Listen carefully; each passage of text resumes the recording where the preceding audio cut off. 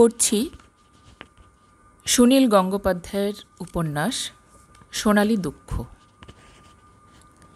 আমি একজন সামান্য কবি।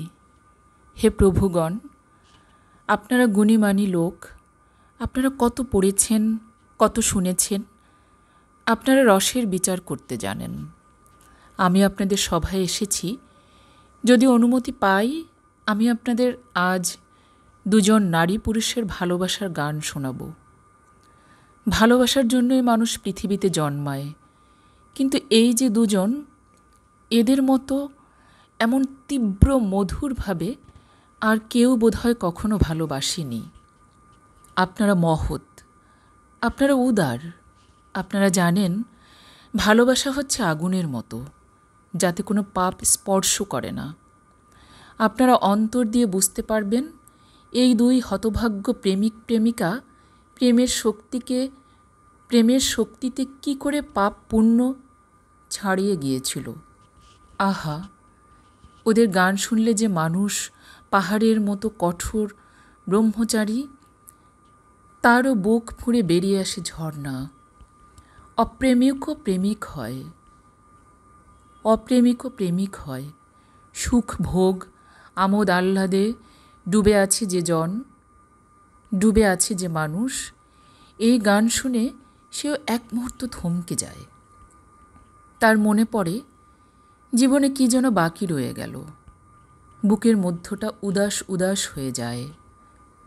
এই গান শোনার পর যখন আপনারা কেউ একা থাকবেন, আপনাদের মনে হবে এই পৃথিবীতে যে জন্মালুম, জীবনটা ঠিক বাঁচা হলো তো, নাকি এক জীবন মনের ভুলেই কেটে গেল।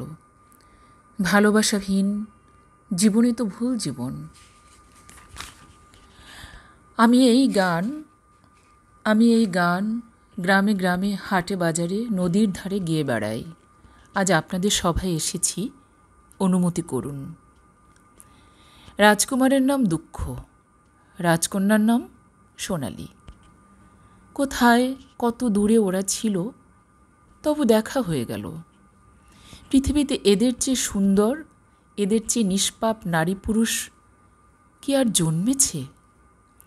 ওদের মতো সুখী কেউ নেই, ওদের মতো দুঃখীও কেউ নেই। ভালোবাসা মানেই তো দুঃখ, তবু মানুষ ভালোবাসতে চায়। জীবনে ভালোবাসাই একমাত্র দুঃখ, যেখানে মানুষ ইচ্ছে করে ঝাঁপিয়ে পড়ে। কিন্তু ওরা বড় বেশি দুঃখ পেয়েছে ভালোবেসে। অমন সোনার মতন শরীর, তবু বনের মধ্যে ছিন্ন ভিন্ন পোশাকে রোদ বৃষ্টির নিচে দুজনে দুজনকে আলিঙ্গন করে যখন ঘুমিয়েছে, সে দৃশ্য ভাবলে বুক ফেটে যায়। প্রভু, আমাকে 1 মিনিট ক্ষমা করুন। ওদের কথা বলার আগে আমি একটু চুপ করে বসে থাকি। ওদের কথা বলতে গেলেই আমার গলার কাছে কান্না ঠেলে আসে। প্রতিটি নিঃশ্বাস দীর্ঘশ্বাস হয়ে যায়। ওহ, ওরা একসঙ্গে পান করেছিল ভালোবাসা ও মৃত্যু। ওদের কাছে মৃত্যু আর ভালোবাসা এক। যেদিন ওরা ঠোঁটের কাছে তুলে এনেছিল সে ভয়ঙ্কর সুরার পাত্র, সেদিন যদি ওরা জানতো যে ওদের ভালোবাসা ওদের মৃত্যু পর্যন্ত টেনে নিয়ে যাবে, তাহলে কি ওরা ভয় পেত? ঠোঁটের কাছে এনেও সরিয়ে দিত? কি জানি। ভালোবাসায় মানুষ বরাবর একই ভুল করে। প্রেমিকরা কখনো অভিজ্ঞ হয় না।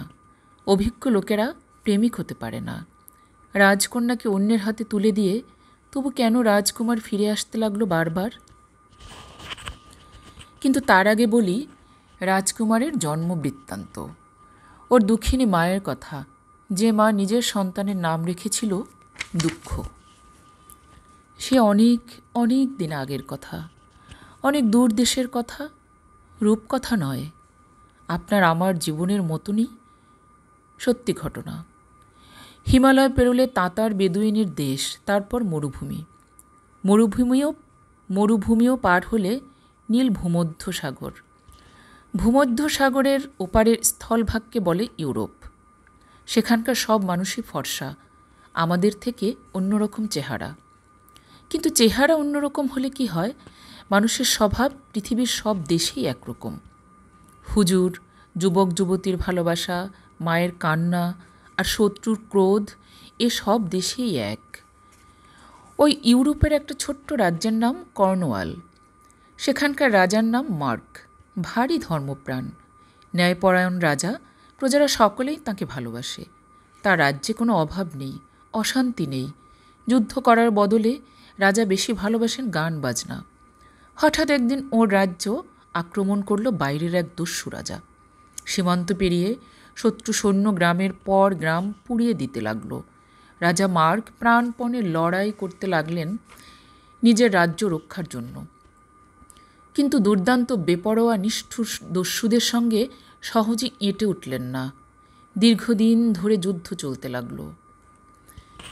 রাজা মার্কের দেশের একদিকে সমুদ্র, সেই সমুদ্রের ওপারে যে রাজ্য তার নাম লিওনেস। সেই লিওনেসের রাজা রিভালেন রাজা মার্কের খুব বন্ধু। তিনি বন্ধুর বিপদের কথা শুনেই নিজের সৈন্য সামন্ত নিয়ে সমুদ্র পেরিয়ে ছুটে এলেন সাহায্য করতে। রাজা মার্কের সঙ্গে যদিও রিভালেনের বন্ধুত্ব, কিন্তু দুজনের চরিত্র সম্পূর্ণ দুরকম। রিভালেনের দীর্ঘ সুঠাম চেহারা, দুঃসাহসী স্বভাব, যুদ্ধ করাই তাঁর একমাত্র শখ। রাজা মার্ককে তিনি বললেন, তুমি এবার একটু বিশ্রাম করো, আমি যুদ্ধটা সেরে আসি। তারপরে তিনি ঝাঁপিয়ে পড়লেন যুদ্ধে।